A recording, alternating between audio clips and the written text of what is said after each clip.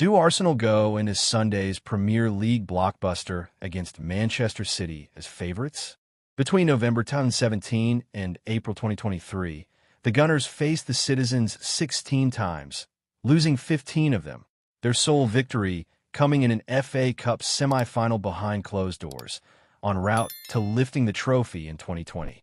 Now, though, Mikel Arteta is unbeaten in 5 meetings with Pep Guardiola, seeking a third successive home win over Man City, something Arsenal last achieved in 2009, following February's 5-1 humbling of Erling Braut Haaland of France.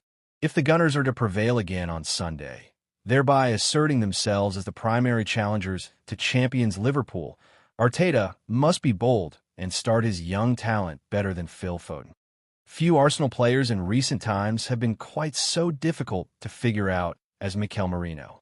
The media-driven narrative following Arsenal's 1-0 defeat at Anfield last month, in which Merino started alongside Martin Zubimendi and Declan Rice, was that Arteta had started 3 defensive midfielders against Liverpool. Well, this idea was proven to be total nonsense during the subsequent week, as Merino scored 4 goals in 2 games for Spain, heading home a Lamine corner against Bulgaria in Sofia, before bagging a hat-trick as the European champions demolished Turkey 6-0 in Konya. As a result, Merino started the win over Nottingham Forest, Rice given a rest, with Arteta stating that this was because his compatriot was in a really high emotional state, and I want to use that when a player is in that moment.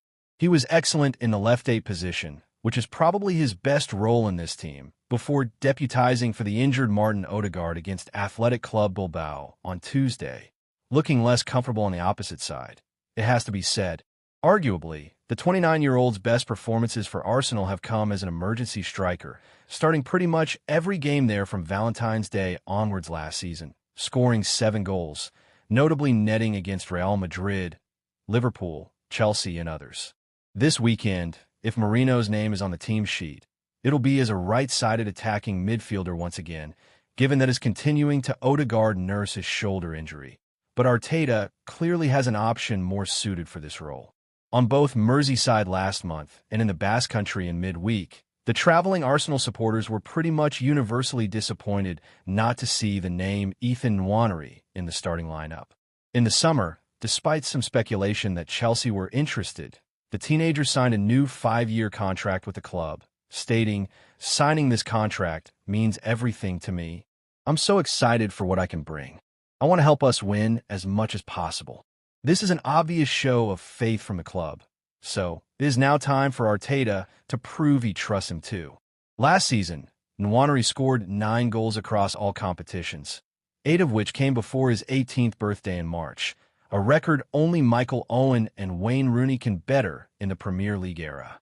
However, this season, he is yet to start a match, an unused substitute in all 3 away games, albeit he's seen a significant amount of playing time against both Leeds and Nottingham Forest, introduced during the first half of both due to injuries suffered by Odegaard. Even in matches they are winning and scoring goals, Arteta's team are struggling to create a high volume of open play changes, something Nwaneri could surely help to address. So let's compare him to the current occupant of that midfield position, Merino. As the table documents, despite playing around half as many minutes, Nwaneri scored as many goals as Merino last season. While all of the Englishman's underlying statistics are more impressive, the 18-year-old registered more than 3 times as many progressive carries, also accumulating more chances created, as well as around 10 more touches per game, underlining their stylistic differences. One of the highlights of Nwaneri's breakout campaign came during the aforementioned mauling of Manchester City in February, scoring the stunner to complete the 5-1 rout. Jacek Kulig, a football talent scout, labeled Nwaneri an incredible talent, while former Watford striker Troy Deeney compared him to Jack Wilshere, adding that he's been better than Phil Foden, a player he'll come directly up against on Sunday. So, if Arteta is to be bold and take the game to a vulnerable Man City side, one that has already been beaten by Spurs and Brighton this season, Nwaneri has to be unleashed come Sunday afternoon.